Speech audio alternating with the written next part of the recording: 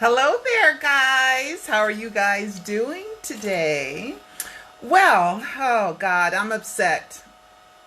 I'm not the happiest camper today. And I will explain why in a few minutes. I'm just going to wait for someone to pop up so that I can know that I am public. Try to put some lipstick on. I'm not that good at lipstick. Hello there, hello there, hello there. Hello there, guys. Few minutes late, but you guys know me. I'm always a little late. That's why the reason why I'm a little late is because I try to prepare everything for you guys. And I always think I can do it faster than I do it. But anyway, I'm here. And we got a few things to go over. I know there was a lot of dispute about an insurance company negotiating terms of a settlement for a client. And we have showed documents that in 93 case, but in 1994, that Michael's insurance carrier negotiated and paid the Chandlers. Some people don't want to believe it, but I found something really interesting that I wanted to share with you guys. So I'm going to turn my camera around. And it is Mr. Bill Cosby. Now, this is not about Bill Cosby's guilt or innocence, okay? But it's about Bill Cosby took issue with AIG saying in a statement Saturday that the insurance company paid a defamation settlement without my knowledge, without my permission, or without my consent to about 7 women who had accused him of sexual misconduct. Okay? In Cosby's statement, he said that the settlement showed that the insurance company paid was part of the corruption against him. So Cosby is saying that, you know, due to the insurance company paying these women for these sexual charges, which is pretty similar to Michael Jackson's case in 93, it made him look guilty. And that's what a lot of people rely on, especially Dan Greed. He relies on, well, that's why he paid the settlement in 94, you know, because he was guilty. No, that's not always it. Now, I showed you guys some documents I showed you the documents about Michael Jackson's insurance paying him, but I'm going to show you another document, okay, that shows that it was a part of I think this was, okay, I'll read it to you. I'll show it to you and I'll read it to you. Okay. And I always show the name of who posted it, and that's my way of giving credit. 2005 document explaining how Michael Jackson's insurance company settled in 1993, but it was actually 94 was the settlement, which was when it was paid. And it says the insurance carrier negotiated and paid the settlement over the protest of Mr. Jackson and his personal legal counsel. Mr. Jackson was not liable for any of the claims compromised by the settlement agreement, and then underlined again, without Mr. Jackson's permission to make the settlement regardless of Mr. Jackson's wishes. Mr. Jackson could not control nor interfere with his insurance carrier's demand to settle the dispute. Okay? And then I also have the document where it's signed, okay, by Brian Oxman. And this was, it says the 1993 civil settlement was made by Mr. Jackson's insurance company and was not within Michael Jackson's control. So we know that that's possible. So I just wanted to give you guys supportive evidence of that and read to you that that's what Bill Cosby is saying happened to him, and it made him look guilty. Okay. So that was pretty interesting when I read that a few days ago. Let me see if I'm giving the actual article, this article, the credit. Let's go back to, this is by Rosemary Rossi, and it was dated April 6th. Okay. And if you want to read the whole article, it's Bill Cosby calls AIG. AIG has been around since slavery. Okay, AIG, not AEG. AIG has been around since slavery, and and a lot of the slaves were considered like like an asset, like property. So slaves were insured, and it wasn't, but anyway, part of the corruption against me for settling defamation claim. So if you want to read more on that, you can. So I'm gonna close that. No, not just close the current tab. I got so much more stuff to show you guys. Okay, Oprah Winfrey. She wants to talk so much about grooming, and she knows the grooming pattern, and she believes that Michael Jackson is guilty and that Michael Jackson did it. And,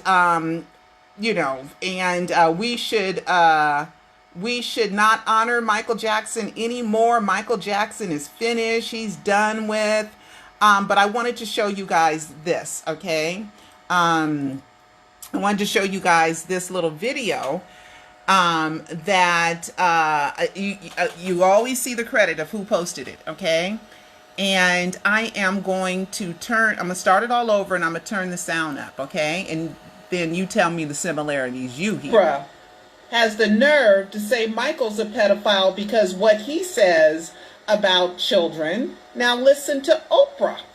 You, sis Juju, no matter who you're with, no matter what you're doing, if one of these girls calls, you pick up the phone. Oh yes, now we're all texting all the time. As a matter of fact, it just happened this morning, and I was on the phone last night for an hour with one of them trying to watch the debate. Like, okay, trying to watch the debate, but okay, I hear what you're saying. Yes, I think I've come into my mothering space in a way that was wholly, so unexpected. I knew from the moment that I met these girls that I was going to fall in love with them, and I did. The maternal bonding began 5 years ago as a leap of philanthropic faith. Okay, so Oprah hangs around with a lot of girls, okay? We also have a photo. I have an article of Oprah that I'm getting ready to pull. It's from the Daily Mail, and it's about her and her girls. And she wants to talk about how you set the stage, like Michael had Neverland and all the rides. Well, Oprah, you are taking 72 girls away from their families, which was something that they said that Michael did, that he separated the families from him, except for Michael paid for the families, the parents, the brothers, the sisters to travel as well, but not Oprah. She got 72 underprivileged girls from South Africa shanty towns 5 years ago. This was in 2012, giving them the opportunity to leave their homes for higher education. Okay, she said, we're texting all the time. I was on the phone last night for an hour. Wade showed Michael faxing all the time, right? And how they talked on the phone all the time.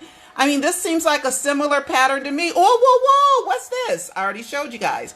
Oprah in the pajamas with all the girls, and even Oprah is in pajamas. That's bedtime. That represents going to sleep, and that represents beds. Okay?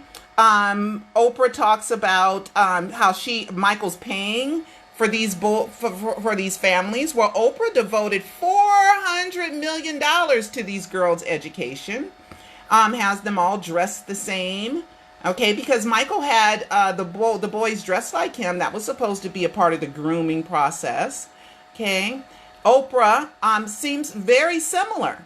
Okay. Oh, let me go to. I highlighted some more stuff. Let me go to it. Then one of the teachers, Virginia Tiny Makopo, a school matron, was charged with sexually molesting several girls. Oh, Oprah. Okay, Miss Winfrey flew to South Africa to personally apologize to the students and their families in 2007 and fired the school's headmistress. So there are previous allegations of sexual molestation. Several girls. Oh my goodness, how this parallels with Michael. And Oprah says, I will tell you what has brought me the greatest happiness. Oh, Michael talked about be like Jesus, and he sees God when he looks in the eyes of kids and they bring him so much happiness. Sounds very familiar. I really didn't know that I would love it so much. Oh, really? Michael talked about loving children, right? And being like Jesus and loving children. Oprah, quote, another quote, I knew from the moment that I met these girls that I was going to fall in love with them. And I did, she said. When you change a girl's life, you change not just her, you change the whole family. So, Oprah, fall in love. Isn't that what Michael said? That he loved these kids? That he would never harm them? Sounds so very, very familiar, doesn't it, guys? So are we supposed to believe that Oprah is a pedophile now? Oprah said that she was molested as a child, and we know statistics say if you were molested as a child, you will grow up to be a molester. So, and then let's remember that Oprah paid off someone that her father was accused of molesting an adult, a woman, and Oprah paid money to make that go away. Kind of everything kind of parallels with Michael. Now we know that it's not, it's rare for women to molest girls, but we already saw here there was an allegation of a woman molesting girls at Oprah's school. So are we supposed to now draw from all these similarities with Michael and Oprah knowing the grooming process, and Oprah saying it feels good when she was talking to Wade and James, and how it was nice and loving and it's not a monster that's molesting you? So are we supposed to cherry pick these things and then create a case around Oprah being a child molester? Oprah, I just have to say this. I do not believe that Oprah's a child molester, but I'm just saying the double standards that she is using by accusing Michael of being a molester because of certain patterns. Well, she has the same patterns. She has the same patterns. So Oprah, come off of your almighty throne, honey, and look at the facts. You have been lied to. You have believed the okie doke. You have been bamboozled. You have been hoodwinked into believing that Michael's a pedophile when, I got to turn my camera around. When, for how many years? Since Michael has had 5 lawsuits that involved child molestation and they never found anything. The civil one that he was talked into settling with the Chandlers, the criminal one with the Chandlers, which was an investigation that brought about the Francia, which Diane Dimond bribed that maid into lying about Michael. And then we have Michael suing for Victor Gutierrez for the tape. We have Michael countersuing the Neverland 5, where that maid said she saw Michael in a shower with a kid. Okay. And we also have the 2005 trial. And we had the FBI, we had the Santa Barbara Police, we had the LAPD, the LA District Attorney, the Santa Barbara District Attorney, so many police and sheriffs. We had several raids. Neverland was raided twice, in 93 and 2003. His townhouse in Century City was raided. And so was his Las Vegas hotel was raided. Okay. And Michael was probably surveilled the whole time. And like I said, that girl that was caught in Michael Jackson's house, I wonder if that was an FBI agent, because she stayed there after they found her. She stayed there several days. Okay, so she had plenty of time to put into Michael's house all kind of little chip cameras that they use.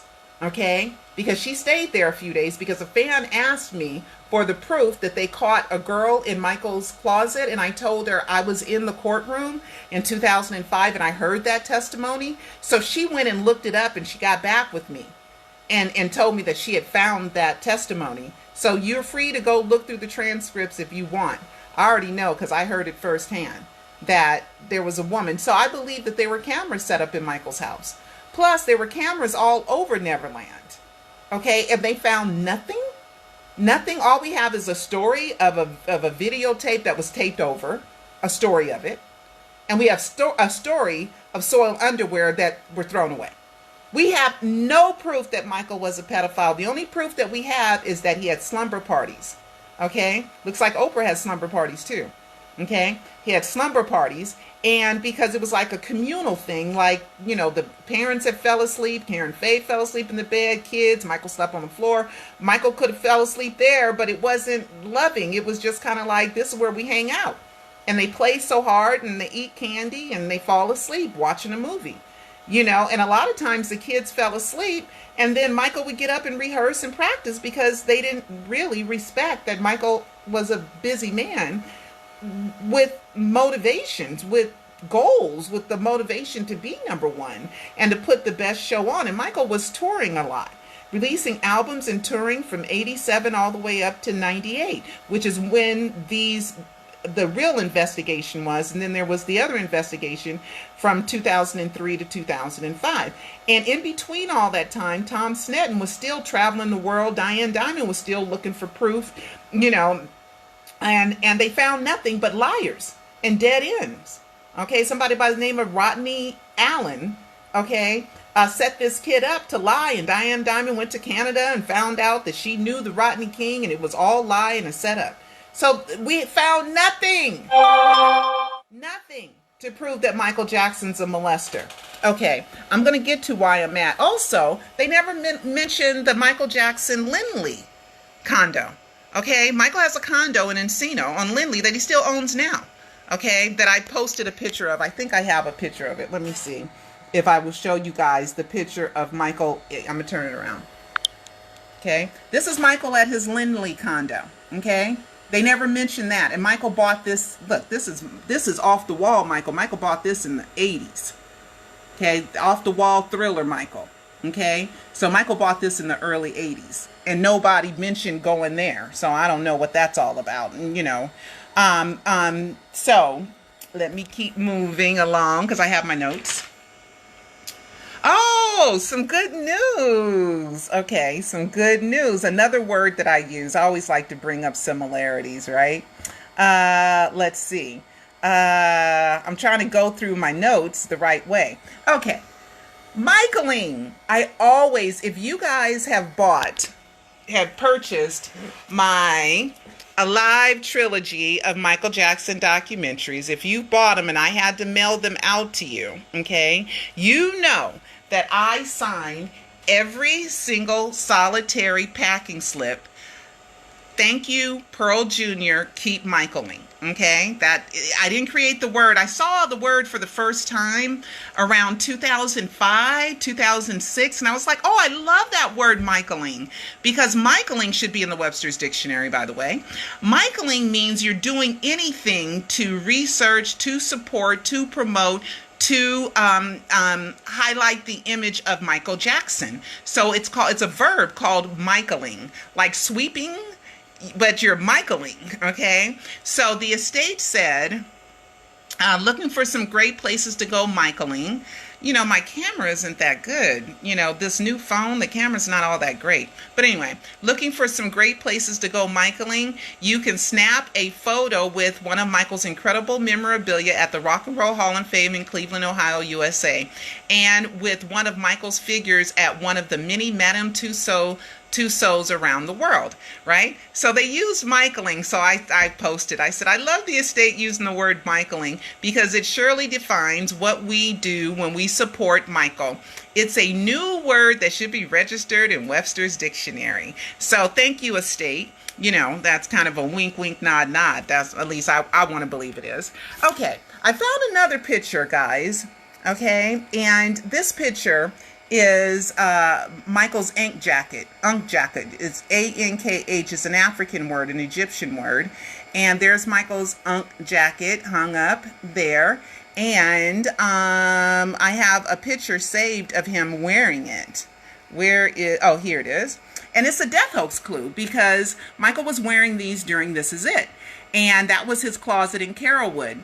And here's Michael with a red Ankh jacket and a black Ankh jacket, and they represent the living life after death, eternal life, which is a death hoax clue for Michael to say, I'm going to be the living dead. He used a lot of symbolisms that he could think of, like ghosts and werewolves and zombies and mummies, anything to represent the living dead, because Michael has been telling us for decades that he's going to one day fake his death. And that's one of his clues. And there's so many great, wonderful, fantastic clues and pieces of information in the Alive trilogy of Michael Jackson documentaries. Let's see what else I have. The Motown. Oh, let me just turn the camera around. It is so sad. And they can chalk this up to, the estate can chalk this up to more damages done by Wade and James and Dan Reed's fantasy fiction fabricated child porno film movie, because Motown's greatest star is Michael Jackson. The world's greatest star is Michael Jackson. Okay. And for them to do Motown 60 and have Michael like as an image in the back with his brothers, and only list Michael in the memoriam. You guys, Michael's not dead. He faked his death. And the reason why he faked his death is because of the bull crap of leaving Neverland. Okay, because I show you in the Alive trilogy that Michael first wanted to fake his death a month and a half, 2 months after the settlement, in March 29th, 1994. Okay, there was an article saying Michael Jackson plans to fake his death. So that's why we know that if any reason to fake his death was because he was a target. And it was the biggest mistake to settle that case. And the reason why he says he settled that case, and they said against his wishes, yeah, he fought it for as long as he could. But when it was finally determined, yeah, well, he finally gave in because, hold on. He finally gave in because he finally gave in because they talked him into it, and then the insurance was going to pay it anyway. And so they still were able to pursue criminal charges in which they could not get 2 grand juries to indict. And they tried to submit the photos. They never matched. Tom Snetton wanted them to match, but under scrutiny, they didn't. So they were unable to get 2 grand juries to indict Michael Jackson back then. Okay, so there's so many people that have looked for Michael. Michael had cameras on him more than anyone else in the world. Michael's schedule was public. Where he was at was public. We have so many law agencies. Oh yeah, Child and Family Services is another agency that investigated Michael Jackson for child molestation, and they found nothing. Okay.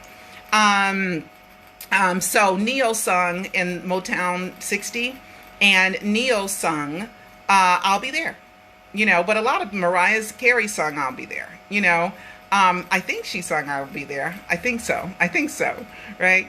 And I love I'll Be There. Michael didn't write I'll Be There, but they minimized him due to the allegations that are out there, and Dan Greed, another mistake that he has made. Let me shut some of this stuff down. Okay, I need to, okay. Well, you know what I'm going to do? I'm going to do the star, okay? Michael's star was fixed, okay? The star on Hollywood's Walk of Fame, it was fixed. So we can be glad that it was fixed. But that's another thing that they can chalk up to the damages, okay? And then the McDonald's damage in the Netherlands, taking down his statue, and Louis Vuitton taking the Michael-inspired clothes out, and Starbucks taking him off the Spotify list. And these are big widespread companies, and there's so much damage. Well, we're going to now talk about, I'm going to shut some of this new damage, okay? And I'm going to shut some of these screens that I have up, and we're going to talk about new damage. Let me make sure I'm doing it right. Hold on. I'm trying to get my mind together, guys. Please forgive me. Okay.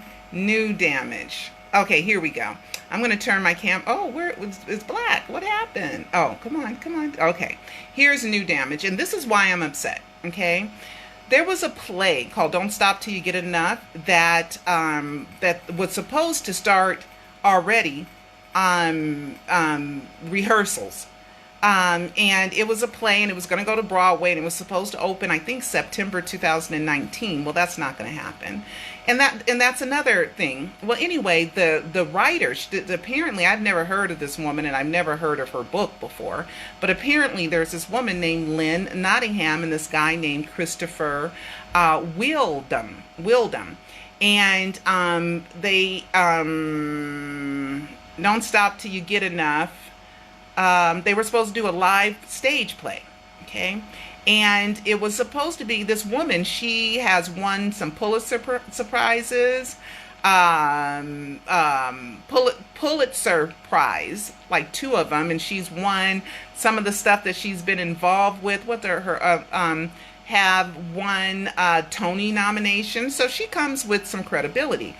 She comes with, well, let's say a good resume, not credibility, resume. And she has turned on Michael. And I'm going to show you guys what she turned on him with. Okay, here we go. Okay, I'm going to turn the camera around. I'm so sorry, guys. I'm so sorry that it's taken me a minute. Okay, we're going to go through this Lynn Whittingham. Okay, we're going to turn this camera around. Anyway, this is today's article, New York Times. Michael Jackson's musical creators were not judge and jury. So they're creating his musical, and they're like saying, you know what? He could be guilty. Maybe yes, maybe no. You know, how could you have the estate? How could you have someone on your team who believes the accusers and does not even bother to spend 2 days researching to see the truth about Michael Jackson? Okay, and refuse and rather believe the stories. These two. This is Lynn Nottingham and Christopher Wellnum. These 2 people, and they are saying that they believe the accusers. Really, with no proof, no evidence, no clues. Well, because Hollywood tells them that. And I guess what they're saying is that I don't think they want to be in the project, and I don't think they should be in the project. And I have already posted the link to a petition to get them off the project, because if their heart is not in it, they shouldn't be in it. And they're kind of like, well, unless we have freedom to do the way we want to do, and this is the estate. The estate has the power to fire them. Then they need to fire them, because if your heart isn't in it, you cannot create the Michael magic. There's no way that you can create the Michael magic. So anyway, so this is Wilden's the guy.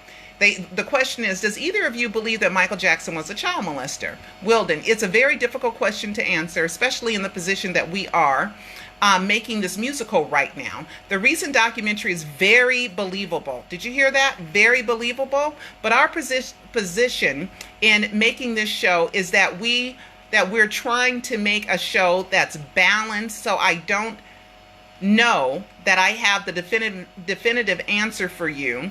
Those are questions that we're asking in our process.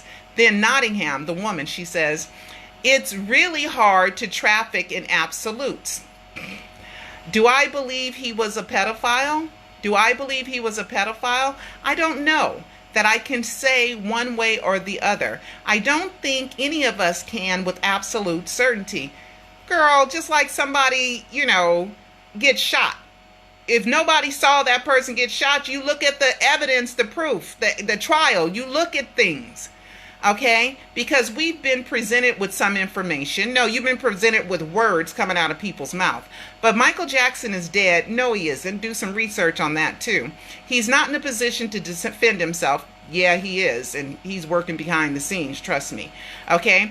It does hurt my heart to think about the possibilities that it could be true, and I pray that it isn't true, and that's all I can do. I'm not going to be a Michael apologist, but I can't say 100%. And then they ask him, you were quoting saying you believed the men who accused him. Nottingham. What I was saying and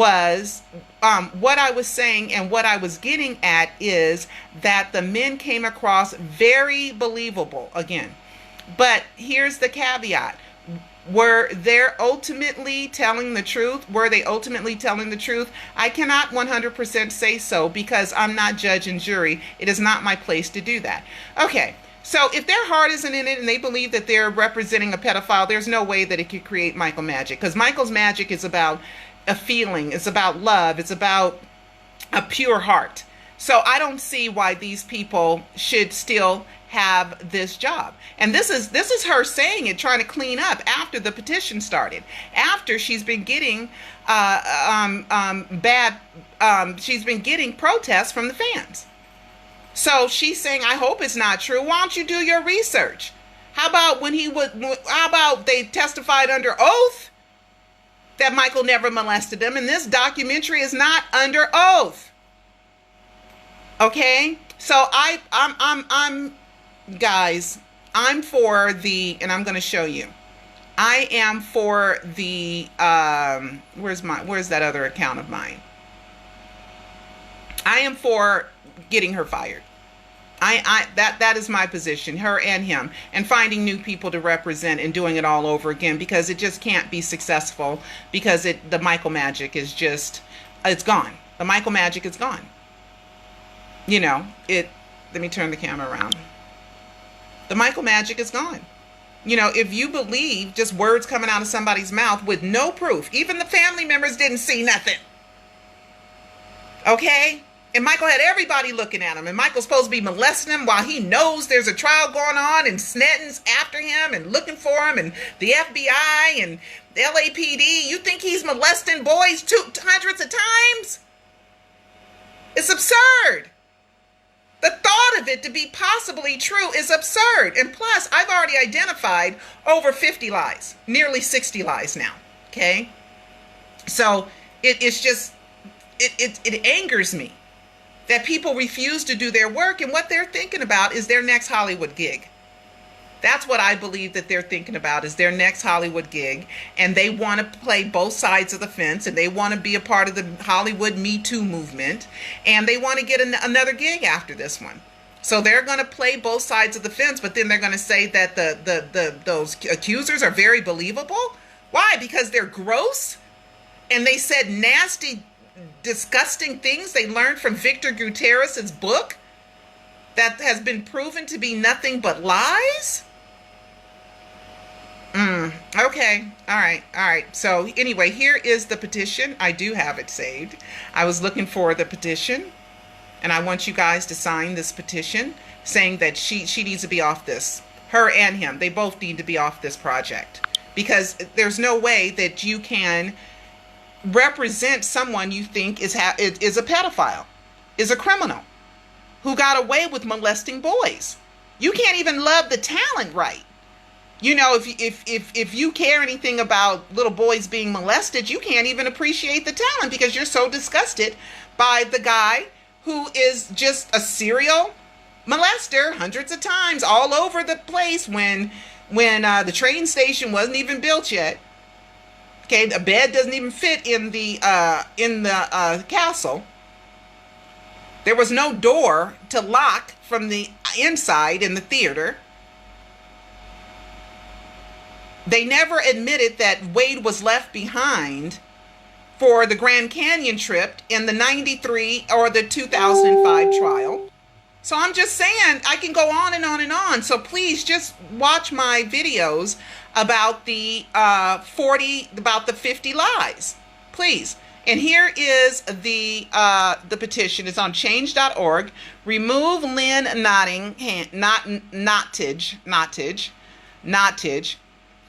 from the official Michael Jackson Broadway book.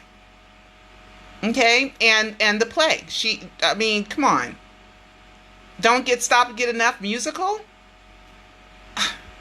We can't do this. We can't Michael, you're learning right now who are your friends and who are not your friends. Okay, because even this woman, and I'm really, really hurt and upset by it. Now, we're going to go to my buddy, Tom Mesereau. I really like Tom. Tom and I know each other. Tom has called me, I don't know, dozens of times. We've talked on the phone. I saw him at Joe Jackson's memorial. He knows that I believe Michael Jackson's not dead. He's not afraid to talk to me. He doesn't believe that, you know, but I haven't tried to sell him on it either. Okay. But Tom and I are cool, you know. So John Ziegler interviewed Tom Mesereau, and here is the video. And Tom is pretty okay. Let's see. Let me turn on the volume. In my mind, he was telling the truth.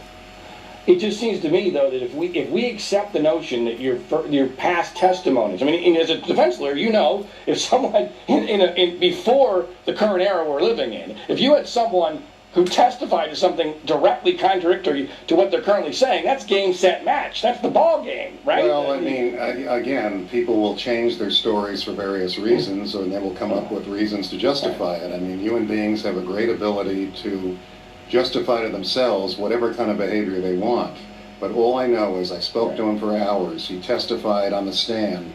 It was the most watched trial of my lifetime. You had more accredited media from around the world than O.J. Simpson and Scott Peterson combined. And he was in the spotlight in that courtroom and subjected to withering, persistent, skilled, professional, experienced cross-examination, and he was adamant that Michael Jackson had not improperly treated him. And he was an adult who was very well versed in what sex was, had been in numerous high-profile romantic relationships. This was not a naive guy. No, this was someone, in my opinion, very intelligent, very articulate, very perceptive, seemed very likable, and didn't look to me like he was making anything up. Okay, so there's Tom Mesereau, who acquitted Michael in 2005, and that's where I met Tom Mesereau, and he did an excellent job. I saw him. He was great. He was great, and he was methodical, and he was out to win, and he did a great job. So watch the rest of John Ziegler's interview here on YouTube, okay, and with Tom Mesereau. And let's see what else. Oh, I got something else for you guys that Linda Dortch. Here's Linda Dortch here. She was an Associated Press writer for many decades, and I knew Linda, and I met her at the 2005 trial. She was always nice and kind to me. I've even interviewed her. I have an interview somewhere that I interviewed her after I was, I think it was after something I did with Aphrodite Jones, I think. And I interviewed her. And she, you know, is steadfast. Well, she left a comment. Somebody wanted to know her opinion about, oh no, what did I do with it? Oh man, I'm going to have to find it. Okay, but anyway, she has said that she doesn't believe the false allegations against Michael. She said, and she's mad because they're false and she doesn't believe them. Okay, because she knows everybody was looking. And I didn't even remember all the reporters looking.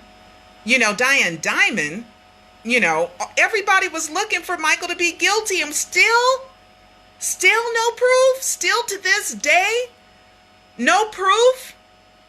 I mean, that's because he didn't molest the kids. He had the perception of being too close to them, but he didn't molest the kids. But I thank Linda Dortch for coming out in an article saying that she did not believe these new allegations. So thank you, Linda. She's retired from the Associated Press now, by the way. And let's see if I have anything else, or if I went through everything. I think I went through everything. Okay, guys. So I would like for you guys to watch the Alive trilogy of Michael Jackson documentaries, because that's how I am able to afford to continue to do what I do. And I want to do Alive 4 so bad. I want to do Alive 4 so badly, you know, and because I have so much more stuff to tell you guys. I don't know what Michael's going to do. I think, and then I am still going to do, you know, a video. Matter of fact, I'm going to commit to it right now, about the 7 allegations of being Michael Jackson's son. Okay, Michael Jackson's children. Okay, in which 6 are boys and only 1 is a girl, and we know that's Paris, right? So I'm going to do a video on it, because there's Paris, Prince, Blanket, Omar, another kid, somebody, Prince, Michael Malachi Jackson, B. Howard, and Dante Williams. and somebody else that I believe is connected to Dante Williams, that kind of co-signs that maybe Dante is Michael's kid. I don't know, but I'm going to do that video next. Okay, I'm going to commit to it right here, right now, that will be my next video. So with that, I believe that, oh no, there is one more thing. Harrison, oh my God, how did I miss this one? Okay, I almost didn't get this one. Okay, oh my goodness, how did I almost forget this one? Oh, there's two of them. There's a few more that I got to do, so I'm glad I didn't just, turn off. Okay, here we go. All right. Taj Jackson, he's doing a documentary, and he's Michael's nephew, and now he was talking about how they're inserting the word alleged. Okay, this is the way it was written as part of the HBO description. I believe this is HBO. It looks like, yeah, it's HBO, and it says two men tell their story of how they were sexually abused by Michael Jackson, not alleged here, how they were as a fact. Okay, so that needs to be addressed. And then the two men describe the alleged abuse they suffer at the hands of Michael Jackson. So now I guess there's a changing in their confidence in words coming out of somebody's mouth. Okay, so I thank Susie for posting that. Now let's get to Harrison Funk. Harrison Funk had been a Michael Jackson photographer for many years. And the first year that I know that he was, the first year, like 2010, the first anniversary, he was the photographer allowed to go inside the mausoleum at Forest Lawn, where Michael's crypt is. And that is definitely Michael's crypt, because they paid $590,000 for it. I've seen the receipts. They're accounting for it. And Janet was there, and other family members were there, and there was no name on the crypt, and still to this day, there's no name on that crypt, because Michael is not buried in there. I believe that crypt is empty, and I don't care what Forest Lawn says today, after they got another payment for Papa Joe being buried there. I'm telling you, for years, Forest Lawn said, we're not talking about Michael. They told me personally, on the phone, we don't have Michael's body, and we've never had it. In the Alive trilogy, I show you posts by many fans who tell me that Forest Lawn denied ever having Michael Jackson's body back then. Okay, so anyway, Harrison Funk, okay, had to put Dan Greed in his place. So Dan Greed says, okay, this was a few days ago. He says here, Dan Reed 1000, the train station, one of many Neverland locations where James Safechuck was abused, was already completed before the 1993 construction permits was approved, says Michael Jackson's personal photographer, Harrison Funk, in a candid interview, Engaging Candid, January 2019 podcast. Okay, really? You think that's what Harrison said? Well, somebody asked him, somebody said, I've just listened to your interview on the MJ Cast episode 94. Could you please clarify if the train station was there and in what stage of completion? You said you took photos of statues and a train station. Do you have any photographs to share? Thank you. Harrison Funk replies, and he says, the photo shoot that I was referring to happened in June 1994. Definitely not before. I refuse to engage with people attempting to twist my words to fit their agenda. So there's another lie. Okay, so Dan Reed took it upon himself to just put a date on that. On himself. Just put a date on it, because that's what I can do. I can put a date on it. Because I can do that. Because I'm the almighty Dan Reed who is living and dying by you can't defame the dead. So I'm free to say whatever I want to say. I can do whatever I want to do. No, you're going to get caught. And I hope the estate finds real cause to sue you.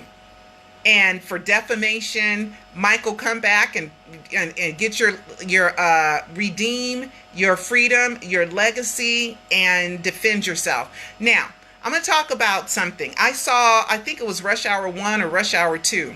over the weekend with Chris Tucker, who's a big Michael fan, big Michael supporter. And Roman Polanski had an acting role in the movie. And I believe that's the movie I saw. I'm pretty sure that's the movie I saw. If it wasn't, I'll put it in the description.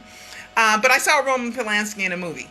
Roman Polanski admitted, and it was proven, that he raped a young girl, sodomized her, and drugged her. And he skipped bail, left the country. And he's still able to make movies, and he can't be extradited back because where he went, there's no extradition treaty. So they can't force him back. Okay? Why, Michael, you can come back, and you can, if you fear for your safety or they're never going to stop or whatever, you can defend yourself by living in a country with no extradition treaty and putting out a video and doing all the things that Roman Polanski is allowed to do. And you're not even a convicted criminal. You're not even guilty of this stuff. You can sue them for extortion. You can sue them for defamation because it shouldn't matter. Oh, we thought he was dead, so we thought it was safe to lie. I don't think that's a defense that's going to hold up in court. HBO got big money. So does ATT. Have big money. Now, people might feel sorry for Roman Polanski because his wife, Sharon Tate, was part of the Manson murders. And the baby got killed. But that young girl he raped and sodomized and drugged, she didn't kill his wife and his unborn baby. Okay, so Hollywood is forgiving Roman Polanski. Now, we already know there's a double standard for white people than for black people. Black people can't get away with what white people do. Even though Michael got white skin, they still know you're black, Michael. They still know you're an African. Okay? Can't get away with it. Okay, Michael has white skin because he has a depigmenting disease called vitiligo, which was very embarrassing for him. And that stunted his sexuality with women and with people, period. Because he didn't want everybody to know that his skin was spotted like that. Very vain. And people talk about how he was worried about his looks. Yeah, because his looks became more important and more exaggerated because he knew what he looked like without the makeup. It's a very emotional, psychological disease that really affects you mentally and emotionally more than it does physically because it doesn't hurt. Okay, you just look funny. And then James and Wade, they never brought up the vitiligo. You're at the height of Michael's vitiligo. From 88, Michael was boo. To the 90s, even Tom Mesereau told me personally that when he went to represent Michael in 2004, 2005, Michael wanted him to know, no, I'm not a sellout. No, I don't want to be white. That he took off his shirt and showed Tom Mesereau his splotchy back because he couldn't get medicine back there to even it out. Michael had vitiligo. So did that body double. Okay? So watch my trailer for Alive 2. Even the LA District Attorney guys refused to confirm that dead body was Michael's in the verdict that the world heard and ignored. And also to me, with the Freedom of Information Act, where they refused to confirm that dead body was Michael Jackson's. Refused to answer that question. If it's Michael Jackson's, you just say it's Michael Jackson's. It's not. And I caught the coroner in a lie, okay, saying how he named and identified the body from a driver's license. The DMV told me it don't exist. Michael's name is not Michael Joseph Jackson. His name is Michael Joe Jackson. The Department of Public Health says all death documents must be in your real, true, legal name. All right. Anyway, please, if you haven't watched my Alive trilogy of Michael Jackson documentaries, please do. Please do. I promise you, you will be amazed. Okay? One last thing. The reason I feel really like I'm in a bad position, and the reason why I feel like I'm in a bad position is because, oh my God, Becca. Oh, whew. Becca, thank you so much for the pin. Becca, thank you so much. Thank you. Okay, but I feel like I'm in a bad position because most of the world and people in powerful positions or people who have something to lose, they don't want to side with me and say Michael faked his death because they're ostracized. I'm going to tell you something. I don't sell out my beliefs. Okay? Even in the 2005 trial when I was broke, really, really broke. Okay? And I was figuring out how I was going to pay to be there because I had to pay to be there. Okay? And how I was going to pay to produce the shows, and I just did it on sheer will. I remember Maureen Orth of Vanity Fair. She had a husband that worked at Fox News or something. He died, Tim Russert. And she kind of insinuated that if I was to go against Michael, she'd get me on her husband's show. Right? Because all I had to do, and she had worked me a couple times by saying, Michael don't really like black women. You know, by hitting me at the core, because I'm a black woman and I'm not supposed to be good enough because I'm black. You know, which hurts, which is white racism by a black person. You know what I mean? And because once you sell out, you got to keep doing it. You got to keep doing it. And I'm too much of an honest, forthright person. I couldn't keep up the lie. Even if I thought, okay, just for the money, I'm going to go and say I think Michael's guilty and he's a race traitor and he don't like black people.